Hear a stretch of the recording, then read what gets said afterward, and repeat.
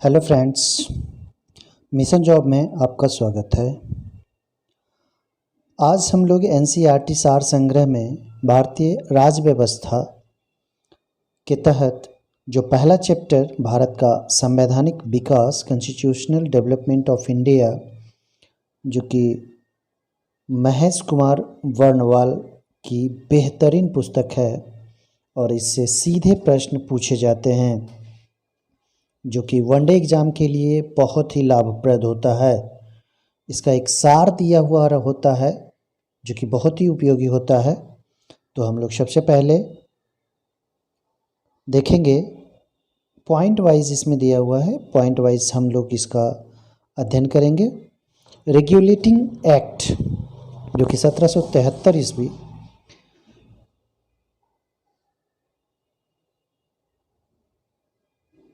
1773 ईस्वी द्वारा सर्वोच्च न्यायालय की स्थापना की गई थी। रेगुलेटिंग एक्ट 1773 ईस्वी में लाया गया था, जो कि एक तरह से कह सकते हैं भारतीय संविधान का विकास का शुरुआत किया गया था। और इसके तहत जो आप पढ़े होंगे डिटेल्स में, जैसे कि आप लुसेंट आप देखे होंगे, इसमें ये बंगाल का गवर्नर जनरल नियुक्त किया गया था और भी बहुत कुछ फैक्टर है इसमें जो कि पढ़ने योग्य है। लेकिन महेश कुमार वर्णवाल ने इसको थोड़ा सा शॉर्ट किया है और जो पॉइंट सीधे प्रश्न पूछे जाते हैं सिर्फ उसी को लिया गया, जैसे कि रेगुलेटिंग एक्ट 1773 ईस्वी। देखिए, ये सारे पॉइंट बहुत महत्वपूर्ण हैं। इसके द्वारा सर्वोच्च न्यायालय की स्थापना की गई थी कलकत्ता में 1774 ईस्वी। 2 पॉइंट याद रखना है। एक, कलकत्ता में जो सर्वोच्च न्यायालय की स्थापना की गई थी वो किस एक्ट के तहत की गई थी? तो क्वेश्चन बनता जो है उसका आंसर 1773 ईस्वी होगा। और कब की गई थी? तो 1774 ईस्वी में। बहुत आसान है। उसके बाद अगला पॉइंट है, भारतीयों को भारत के प्रशासन में भाग लेने का अधिकार किस अधिनियम के द्वारा प्राप्त हुआ? तो ये चार्टर एक्ट 1833 के द्वारा। हालांकि रेगुलेटिंग एक्ट के बाद 1773 के बाद और भी एक्ट आए, जैसे कि एक सेटलमेंट एक्ट करके आए थे, एक्ट ऑफ सेटलमेंट, जो कि 1781 ईस्वी में आया था। उसके बाद पीट्स इंडिया एक्ट 1784 ईस्वी में आया था। 1793 ईस्वी में चार्टर अधिनियम चार्टर एक्ट आया था। 1813 ईस्वी में फिर चार्टर एक्ट आया था। उसके बाद 1833 ईस्वी में चार्टर एक्ट आया था। तो सिर्फ पॉइंट, ऐसे पॉइंट को लिया जा रहा है जो कि जिससे सीधे प्रश्न पूछे जाते हैं। इसमें एक और पॉइंट है, भारतीय विधान परिषद की बजट पर बहस करने की शक्ति जो दिया गया था वो भारत परिषद अधिनियम 1892 में दिया गया था।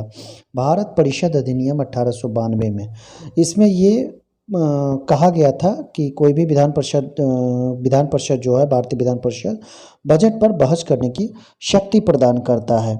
इसमें एक और प्रावधान किया गया था, आप जानते होंगे, अप्रत्यक्ष चुनाव प्रणाली की शुरुआत की गई थी इसी अधिनियम के द्वारा।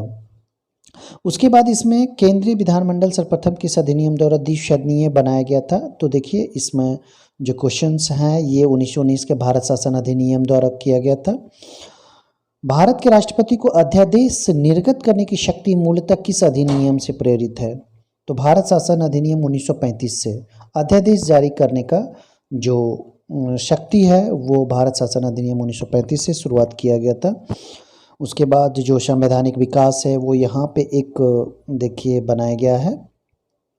भारत का संवैधानिक विकास ईस्ट इंडिया कंपनी के अंतर्गत जो भी एक्ट आए हैं, उसके बाद ब्रिटिश क्राउन के अंतर्गत जो भी एक्ट आए हैं, उस दोनों को देख लें। तो सबसे पहले ईस्ट इंडिया कंपनी के अंतर्गत जो एक्ट आया था वो रेगुलेटिंग एक्ट था, जो कि 1773 में आया था। उसके बाद पीट्स इंडिया एक्ट है जो कि 1784 ईस्वी में आया था। 1784 ईस्वी में चार्टर एक्ट जो आया था 1793 में आया था। फिर उसी तरह से 20 बरस के बाद 1813 ईस्वी में, फिर 20 बरस के बाद 1833 ईस्वी, फिर 1853 ईस्वी चार्टर एक्ट अधिनियम लाया गया था, जो कि 1853 लास्ट था।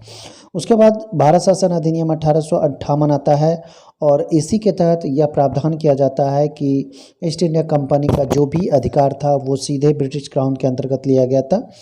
और इसमें ढेर सारे संशोधन किए जाते हैं। बोर्ड ऑफ डायरेक्टर्स और बोर्ड ऑफ जो कंट्रोलर्स को तो उसको समाप्त कर दिया गया था। और भी इसमें वायसराय की नियुक्ति की गई थी, जो पहले वायसराय लॉर्ड कैनिंग हुए थे। और इसमें भारत परिषद अधिनियम 1861 लागू किया गया था और इसके तहत जो लागू किया गया था 1861 ईस्वी के तहत, इसमें विभागीय प्रणाली की शुरुआत की गई थी। विभागीय प्रणाली की शुरुआत, भारत परिषद अधिनियम 1892 आया था, इसके बारे में भी हम चर्चा कर चुके हैं। 1892 ईस्वी में सबसे पहले अप्रत्यक्ष चुनाव प्रणाली की घोषणा की गई थी, नियुक्ति की गई थी। एक तरह से कह सकते हैं कि शुरुआत किया गया था और बजट पर बहस करने की शुरुआत की गई थी। तो इस तरह से भारत परिषद अधिनियम 1892 बहुत महत्वपूर्ण है। भारत परिषद अधिनियम 1909 ईस्वी, जो कि इसको मार्लोमिंटो सुधार के नाम से भी जाना जाता है। भारत शासन अधिनियम 1919 ईस्वी, ये भी बहुत महत्वपूर्ण है, जिसमें प्रांतों में द्वैत शासन लागू किया गया था। हालांकि आप जानते होंगे द्वैत शासन के जो जनक हैं लिनियस कार्टियस हैं, लियोनस कार्टियस, और 1919 के तहत याद रखना है। भारत शासन अधिनियम 1935 आया था उसके बाद, जो कि जो अभी भी भारत का जो संविधान है वो 1935 के संविधान से प्रेरित है। भारतीय स्वतंत्रता अधिनियम 1947। तो इस तरह से जो भी एक्ट आए हैं उसका सारा संवैधानिक विकास है। उसके बाद और आगे देखें, इसमें जो दिया हुआ है, इसमें केंद्र में द्वैत शासन की जो व्यवस्था की गई थी वो व्यवस्था की गई थी 1935 के तहत। एक और है, ब्रिटिश भारत में किस अधिनियम में संघीय शासन का प्रावधान था? तो यह प्रावधान था 1935 के तहत। यह प्रावधान किसके तहत किया गया था? 1935 के तहत। इसमें एक और क्वेश्चन है, एक पॉइंट है, भारत शासन अधिनियम 1919 की समीक्षा करने के लिए 1927 में साइमन कमीशन का गठन किया गया था। अखिल भारतीय संघ स्थापित करने का जो प्रावधान किया गया था वो भारत शासन अधिनियम 1935 के तहत किया गया था। और भारत के संविधान में केंद्र राज्यों के मध्य जो शक्ति का बंटवारा हुआ है वो भी 1935 पर आधारित है। एक निर्वाचित संविधान सभा द्वारा भारत के संविधान का निर्माण करने का प्रस्ताव जो आया गया था वो क्रिप्स मिशन द्वारा आया था। आप जानते होंगे क्रिप्स मिशन जो कि भारत आया था। भारतीय संविधान सभा का गठन जो किया गया था वो किया गया था कैबिनेट मिशन 1946 के अंतर्गत। कैबिनेट मिशन 1946, इसके अंतर्गत भारतीय संविधान सभा का गठन हुआ था। बहुत महत्वपूर्ण ये पॉइंट है।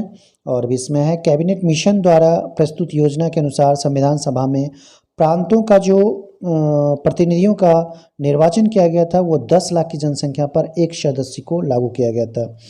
और भारतीय संविधान का निर्माण करने वाली संविधान सभा के सदस्यों का चुनाव जो किया गया था किसके द्वारा किया गया था? तो विभिन्न प्रांतों की विधानसभाओं के द्वारा किया गया था। उसके बाद अंतरिम सरकार को देख लेंगे। 1946 ईस्वी अंतरिम सरकार का जो गठन किया गया था कैबिनेट मिशन के तहत, जवाहरलाल नेहरू को राष्ट्रमंडल संबंध तथा विदेशी मामले, और जबकि सरदार वल्लभ भाई पटेल को गृह सूचना प्रसारण मंत्रालय दिया गया था। डॉक्टर राजेंद्र प्रसाद को खाद्य एवं कृषि मंत्रालय, जबकि जॉन मथाई उद्योग एवं नागरिक आपूर्ति मंत्रालय सौंपा गया था। जगजीवन राम श्रम मंत्री बने थे, जबकि सरदार बलदेव सिंह जो थे वो रक्षा मंत्री बने थे। लियाकत अली खान वित्त, जबकि सी राजगोपालाचारी शिक्षा एवं कला मंत्रालय। भारतीय संविधान सभा हम लोग देखेंगे। भारतीय संविधान सभा की जो पहली बैठक हुई थी वो 9 दिसंबर 1946 ईस्वी को हुई थी। भारतीय संविधान का पहला प्रारूप जो था सर BN राव के द्वारा तैयार किया गया था, जबकि अस्थायी अध्यक्ष डॉक्टर राजेंद्र प्रसाद को बनाया गया था। तो इस तरह से और भी है। इसमें संविधान सभा में पंडित नेहरू के द्वारा उद्देश्य प्रस्ताव लाया गया था 13 दिसंबर 1946 को, और यह उद्देश्य प्रस्ताव जो संविधान सभा में स्वीकृत हुआ था वो तारीख है 22 जनवरी 1947। भारतीय संविधान के निर्माण में जो अधिवेशन हुए थे, कुल अधिवेशन जो हुआ था वो 12 अधिवेशन हुआ था। और हम लोग देखेंगे भारतीय संविधान के निर्माण में कितना समय लगा था, तो वो समय लगा था 2 वर्ष 11 महीना और 18 दिन। भारतीय संविधान सभा के संवैधानिक सलाहकार कौन थे?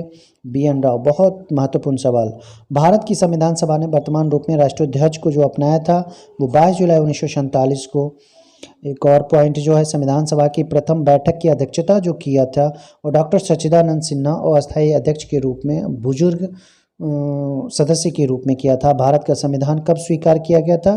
तो ये 26 नवंबर 1949 ईस्वी को स्वीकार किया गया था। कुछ कानून इसमें लागू किए गए थे। संविधान के लगभग 15 एक्ट जो है लागू किया गया था। भारतीय संविधान पूर्णतः जब लागू हुआ था वो 26 जनवरी 1950।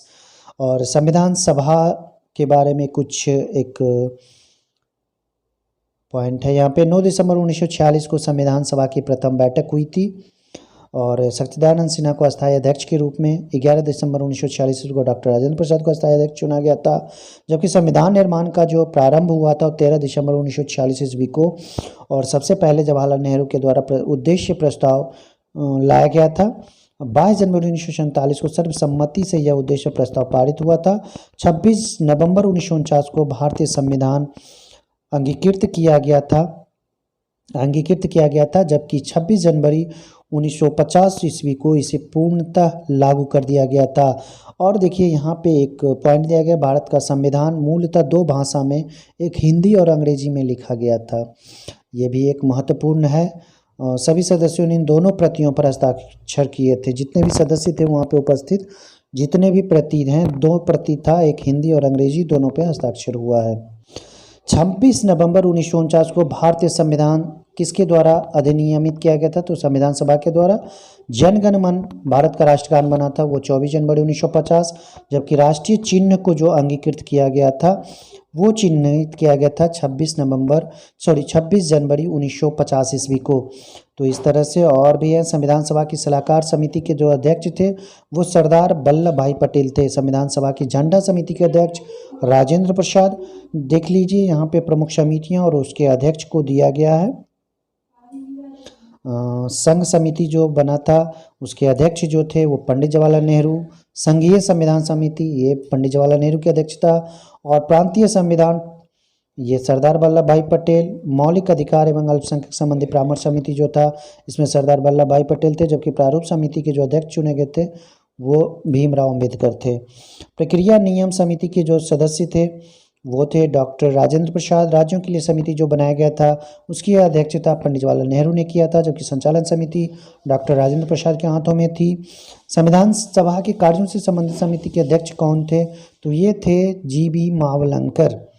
एक और पॉइंट यहाँ पे दिया हुआ है, डॉक्टर B.R. अम्बेडकर की जो अध्यक्षता में संविधान सभा की प्रारूप समिति में 6 अन्य सदस्य थे। कौन कौन थे? एक गोपाल स्वामी अयंगर थे, डॉक्टर K.M. मुंशी, B.M. मित्रा, बाद में माधवराव बने थे, अल्लादी कृष्णा स्वामी अय्यर, सैयद मोहम्मद सादुल्लाह, D.P. खेतान।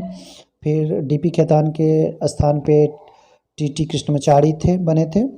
उसके बाद और भी पॉइंट है। संविधान सभा ने डॉक्टर B.R. अम्बेडकर की अध्यक्षता में प्रारूप समिति का गठन किया गया था। 29 अगस्त 1947 ईस्वी का टाइम था। और डॉक्टर भीमराव अम्बेडकर का संविधान सभा में जो निर्वाचन किया गया था वो हुआ था बम्बई प्रेसिडेंसी से, जबकि पहले जो थे वो बंगाल प्रेसिडेंसी से थे। तो आज इतना ही संवैधानिक विकास आपने देखा। उसके बाद अगला चैप्टर अगले वीडियो में संविधान के विभिन्न प्रावधान और उनके स्रोत को देखेंगे। तो दोस्तों वीडियो कैसा लगा लाइक और कमेंट जरूर करें। और हाँ दोस्तों, इसका एक ऑब्जेक्टिव टाइप क्वेश्चन भी आएगा। आप लोग यूट्यूब चैनल से जुड़े रहें। अगर आप लोग यूट्यूब चैनल से प्यार करते हैं तो लाइक और सब्सक्राइब जरूर करें। दोस्तों को शेयर करना ना भूलें। धन्यवाद।